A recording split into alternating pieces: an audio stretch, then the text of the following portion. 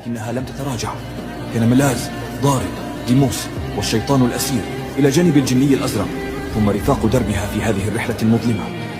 عذبت هنان كل من ساهم في مقتل إخوتها بلا رحمة، كأنها تمارس العدالة على طريقتها، تنشر الخوف والرعب في قلوب أعدائها. لكن وفي لحظة قاتلة خانها الجني الأزرق الذي وثقت به كما توثق في ظلها. كانت تلك الخيانة كطعنة غادرة تخترق بها آمالها وتدمر كل ما بنته من انتقام.